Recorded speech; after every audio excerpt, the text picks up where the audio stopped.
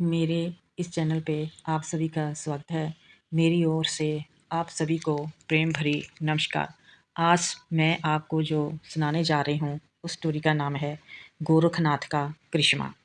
गुरु गोरखनाथ जी अपने शिष्यों समेत इधर उधर घूमते, किसी एक जगह पर लंबे समय तक नहीं बैठते। जहाँ भी बैठते धुना दबाते, तपस्या करते, लोगों को एक अच्छे मार्ग पर लाते। जो उनके श्रद्धालु वो वहाँ ही उनके दर्शनों के लिए रोज़ाना जाते, अपनी समस्या सुनाते, अपना दुख उनको सुनाते और अपना कल्याण करते। सारा सफ़र वो पैदल ही चलकर करते, इधर से उधर वो घूमते। जो उनके शिष्य होते वो गांव में भिक्षा मांगने के लिए चले जाते। कुछ समय बाद एक जगह से फिर दूसरी जगह पे चले जाते। ऐसे ही करते करते गुरु गोरखनाथ जी हिमाचल की धरती में पहुंच गए। गोरखनाथ शिव शंकर भोलेनाथ का ही रूप है, अंतर्जामी है। एक दिन अपने शिष्यों को कहा गांव में जाकर दूध लेकर आना। शिष्य गुरु की आज्ञा लेकर वो गांव में दूध लेने के लिए गए। आगे उनको 3-4 व्यक्ति मिले। उन्होंने उनको पूछा दूध के बारे में, तो गोरखनाथ के शिष्यों को बोल दिया, जाओ उस घर, इशारा किया, वो पंडित का घर है, वहाँ आपको दूध काफ़ी मिल जाएगा। वो देखने को गरीब लगता है, कंजूस है, आपको मना करेगा। वो उनके कहने पर गोरखनाथ के शिष्य उस पंडित के घर पहुँच गए। वो पंडित बहुत गरीब था। वहाँ जाकर दूध की इच्छा प्रकट की तो पंडित दोनों हाथ जोड़ता हुआ बोला, हमारे पास तो पशु नहीं है, हमारे पास दूध नहीं है। आपको किसी ने मजाक किया होगा। हम कंजूस नहीं हैं, हम तो अत्यंत गरीब हैं, भिक्षा लाकर जो मिलता है उसमें खा लेते हैं। हमको तो 2 दिन से खाना भी नहीं मिला। मेरी पत्नी गरीबी के कारण भूख के मारे बेहोश हो रही है। वो सच ही कहते थे, जे देगा नहीं ड्रामा करेगा। उतने में पंडित की घरवाली बोली, नहीं महाराज, जे झूठ नहीं बोल रहे, हमारे पास खाने को कुछ भी नहीं है।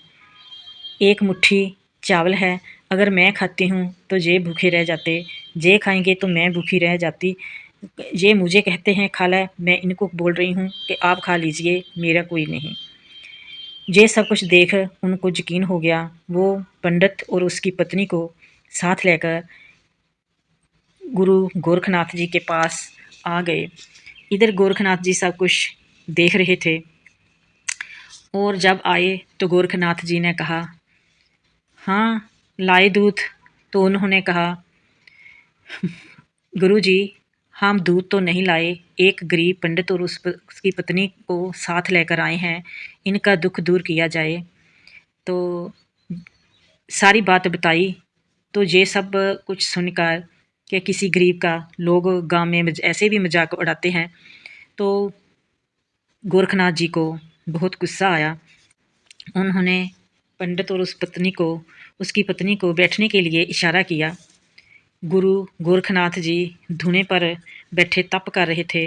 उन्होंने अपनी शक्ति से उनकी गरीबी दूर की। जो उनका कच्चे घर थे, कच्चे से पक्के हो गए।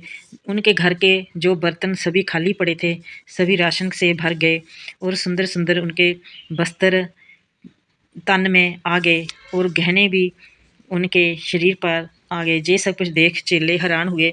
गुरुजी, ये आपकी कैसी करिश्मा है कि आपने तो एक पल में ही पंडित की गरीबी को दूर किया। इसकी तो आपने जीवन ही इसका बदल दिया। और कहा, जिन्होंने मजाक किया वो पंडित वाली स्थिति में आ जाए, एक पल में ही वो गरीब हो गए। वो भूख से तड़पने लगे, उनके पास कुछ भी नहीं था, सब अलोप हो गया। तो वो सब समझ गए। वो फिर गुरु पंडित जी के पास आकर माफ़ी मांगने लगे तो पंडित जी ने गुरु गोरखनाथ जी के बारे बताया तो वो उनके पास गए, जाकर गिड़गिड़ाने लगे, रोने लगे कि हमें माफ़ कर दो, आज के बाद हम कभी किसी गरीब का मजाक नहीं उड़ाएंगे। तो गुरु गोरखनाथ जी ने देखा कि इनके हृदय से ही पछता रहे हैं, इनके आंसू बता रहे हैं, तो उन्होंने कहा जाओ आगे से ये गलती मत करना, आप पहले वाली स्थिति में आ जाओ। तो उनके भी घर में पहले की तरह सब चहल पहल हो गया। ऐसे हैं गुरु गोरखनाथ जी। जय हो गुरु गोरखनाथ जी।